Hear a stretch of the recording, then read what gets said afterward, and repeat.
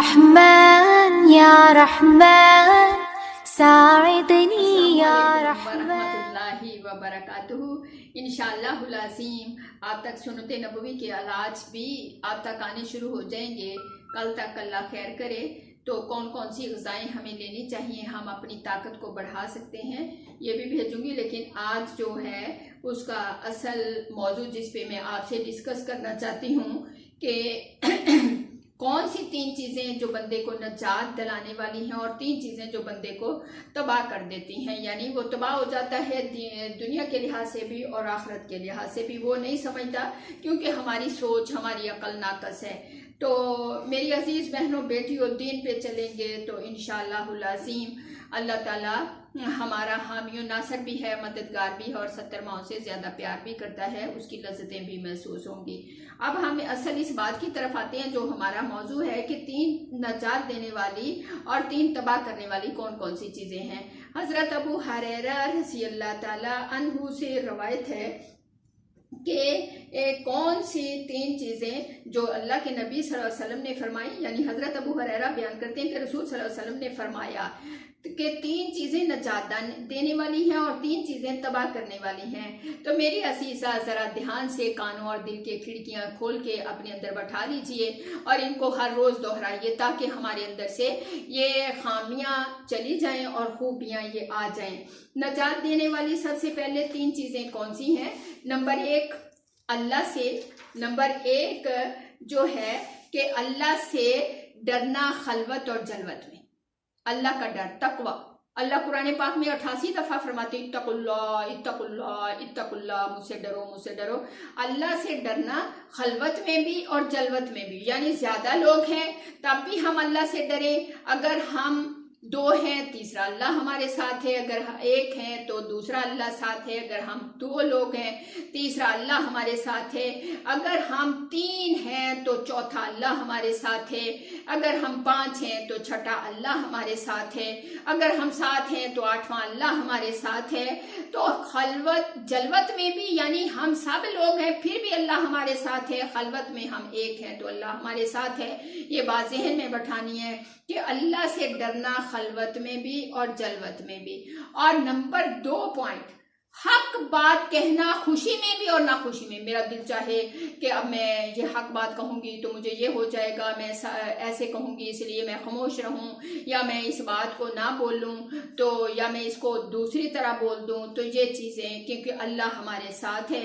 हक बात कहना खुशी में भी, अगर हमें खुशी मिल रही मैं सच बोलूँगी मुझे अनाम व कराम मिलेगा तो अल्लाह ने तो वो अनाम व कराम देने ही देने हैं। तो हक बात कहना खुशी में भी और ना खुशी में भी। अगर मुझे तबीयत में नागवार गुजर रही है, बात सच ये है कि मुझे डर लग रहा है, मुझे डांट पड़ेगी, मुझे मार पड़ेगी, लेकिन वो तो आर्जी है, सच को तो आँच नहीं है। यानी हक बात कहना, सच बात कहना, खा खुशी दिल में जाहिर हो खा ना खुशी जाहिर हो, तो बात को हक उगल देना, लेकिन सच उतना बोलना जितनी उसकी ज़रूरत है। फजूल में कहानियाँ बयान करते जाना, सच की ये हम में आदतें हैं, हम अपनी इनको हटाने की कोशिश करें। तो नंबर 3 बात जो है मेरी बेटियों के खर्च करने में म्याना रवि अख्तियार करना, कि ऐसे ही फजूल खर्ची में ये भी ले लें, बाजार जाएं एक चीज़ लेने जाते हैं 10 लेके आ जाते हैं तो घर में फजूल पड़ी रह जाती हैं। तो अपनी आखरत का सामान वो म्याना रवि से खर्च करें और अपनी आखरत में भी जमा बैंक में करवाने की फ़िक्र में रहें कि जो हम मालदार हैं हम अपने गरीबों को अभी ख्याल रखें, एक चीज़ अपने लिए लाए हैं, एक जिसको ज़रूरत है उसके लिए ले लें। इसी तरह अल्लाह के दीन, नबी सल्लल्लाहु अलैहि वसल्लम ने तो फरमाया जो मेरे दीन में लगाता है तो वो मुझे देता है। अल्लाह के नबी सल्लल्लाहु अलैहि वसल्लम का भी ध्यान रखें। सहाबाए कराम ने तो अपने पूरे के पूरे माल उनके कदमों में रख दिए। तो मेरी अजीज़ा अपने बच्चों की दीनी तालीम में लगाना हम जो है नागवार लगता है हमें, लेकिन पहले लोगों को देखो जो अपना ईमान बनाने के लिए, अपनी रूह को मजबूत करने के लिए, अपने अल्लाह को पाने के लिए यहाँ तक के डॉलरों के डॉलर लगा जाते थे, क्योंकि दिनार होते थे उस वक़्त 50-50 हज़ार दिनार लगा देते थे अपनी दीनी तालीम में। आज हमारी जो कैफियत है, एक गंदम का थैला अगर सालाना भेज देते हैं तो सारा साल कहते हैं अम्मी जान वो पहुंच गया था, तो मेरी अजीज बहनों बेटों उसी को याद रखते हैं। तो फिर क्योंकि दीन के रास्ते में अल्लाह के नबी सल्लल्लाहु अलैहि वसल्लम के कदमों में सहाबा सारी की सारी दौलतें रख दिया करते थे, और यही आपका मेरा सरमाया है, क्योंकि ये अदारे ही आपको मुझे अल्लाह से जोड़ रहे हैं, आपको मुझे चला रहे हैं, आपकी मेरी कब्र की जिंदगी आसान कर रहे हैं, आपका मेरा जन्नत का रास्ता आसान कर रहे हैं। अल्लाह आपको मुझे तौफीक अता फरमाए कि हम इन 3 चीजों को याद रख सकें। अब आगे तबाह करने वाली, हमें जाया करने वाली कौन सी 3 चीजें हैं, हमने उनसे भी बचने की कोशिश करनी है। तो मेरी अजीज बहनों बेटियों, नंबर 1 पे जो है वो है ख्वाहिश नफ्स की पैरवी जो है हम करते हैं, इससे हम तबाह हो जाएंगे। ख्वाहिश जो हमारा नफ्स कहता है, हमारा नफ्स कहता है फलाने ऐसा अच्छा जोड़ा पहना, मैं भी पहनूंगी, फलाने पार्लर जाके तैयार हुई है, ये सारे रमजान रोजे रखते हैं, ईद की रात आती है, रब का कुर्ब लेने की, इनाम लेने की, तो हम पार्लरों में जाके अपने सारी जो मेहनत को शैतान जाया करने पे कामयाब हो जाता है। तो मेरी असीसा ख्वाहिश नफ्स की पैरवी जो करना है ये हमें तबाह कर देता है। मैं देख रही हूँ कि हमने पूरा महीना मेहनत की, रातें जागे, दिन में रोजे रखे, अपने रब को मनाते रहे, बड़ा शैतान कैद था, लेकिन इंसानों के रूप में शैतान जगह जगह मौजूद थे। रमजान में गुनाह की सजा भी बड़ी थी और नेकी के अजर भी बहुत बड़ा कर दिया गया था। तो मेरी अजीजा, जैसे ही ईद की रात आई, ऐसे छूटे जैसे जंगलों से जानवर छूटते हैं, इस तरह भागना शुरू कर देते हैं। ख्वाहिश नफ्स की पैरवी करना तबाह कर देता है। अल्लाह ताला हमें नफ्स की जो है ख्वाहिशें उनको दबा के चलने में कामयाबी अता फरमाए। तो पहला पॉइंट याद रखिएगा कि ख्वाहिश नफ्स की पैरवी करना हमें ज़ाया करता है। अल्लाह ने दिया है तो उससे अल्लाह ने हमारे लिए आजमाइश की घड़ियाँ होती हैं कि हम अपनी आखिरत को इन ही सी दौलत की बना पे बना सकते हैं, लेकिन हमारा ध्यान नबी सल्लल्लाहु अलैहि वसल्लम के दीन की तरफ जो है बहुत कम जाता है।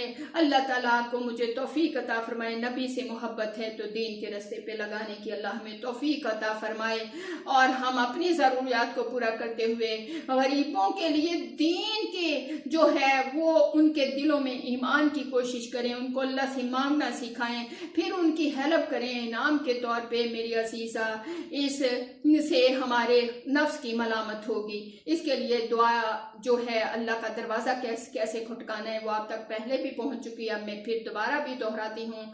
अल्लाहुम्मा आती नफ्सी तक़वाहा व ज़क्कीहा व अंता खैरु मन ज़क्काहा अंता वलियुहा व मौलाहा।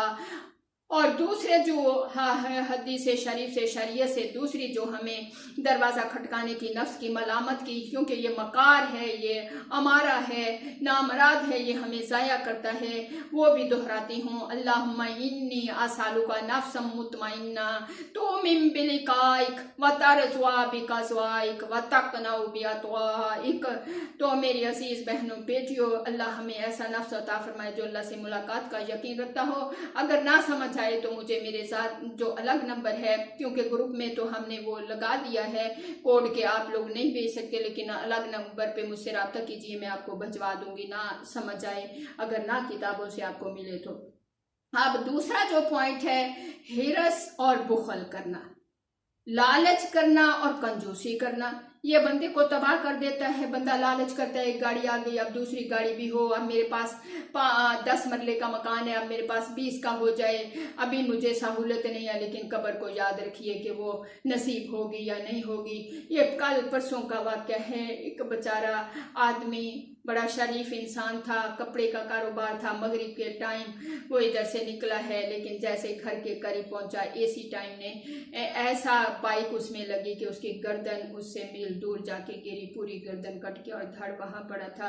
आपका मेरा पता नहीं खात्मा कैसे होगा, तो इससे डरना चाहिए। हिरस और बुखल करने से अल्लाह आपको मुझे बचा ले। तो ये दूसरा पॉइंट है। 3 चीज़ें जो बंदे को तबाह करती हैं, उनमें से तीसरी चीज़ है घमंड यानी गरूर में रहना, और ये तीनों में सख्त तर जो है वो घमंड है कि अपने कदम उठा उठा के चाल ढंग में, अक्सर लड़कियां कहती हैं कि चाल नहीं बता देती हैं बंदे की, बंदा अंदर से किस कैफियत से चल रहा है। अल्लाह आपको मुझे फ़कीराना अंदाज दे, चाल में, उठने में, बैठने में, बोल में। तो हमारे पल्ले कुछ नहीं है, ये अल्लाह का करम है जो हमारे पाकिस्तान में दीन के लिए वो भी मुल्क हैं जहाँ दीन में एक लफ्ज़ भी नहीं बोल सकते कि दीन की इतनी आज़ादी है। आगे पता है आपको हुकूमतें कैसी आ रही हैं और कैसा जो है हालात कठिन आ रहे हैं। मेरी अजीज़ा, ये लम्हे हैं, इनको हम समेट लें, अपनी नस्लों में इस ईमान को मजबूत कर लें। मेरी अजीज़ बहनों बेटियों, नेट पे जो है, इस पे जो हमारे चैनल हैं टीवी वगैरह, इन पे जाने से, क्योंकि तस्वीर किसकी कहाँ की होती है, कहाँ से लगा के जोड़ के उसकी बदनामी उलमा इकराम की जा रही होती है। मौलाना फजलुर रहमान जैसा हमें मिलेगा नहीं। वो अल्लाह का खास करम है, वो हैं तो ये मदरसे आबाद हैं जो हमें चला रहे हैं। मेरी अजीज बहनों बेटियों, उनको दुआओं में याद रखिए, उनकी जिंदगी की खैर मांगिए।